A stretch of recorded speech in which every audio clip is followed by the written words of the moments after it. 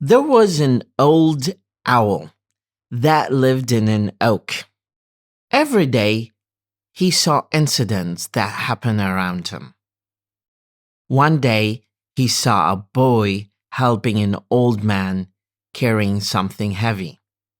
The other day, he saw a girl shouting at her mother. The more he saw, the less he spoke. As he spoke less, he started to hear more. One day, he heard a woman saying that she saw an elephant jumping over a fence. The other day, he heard a man saying that he had never made one single mistake in his life. The old owl had seen and heard so many things about people. Some people became better, while other people became worse.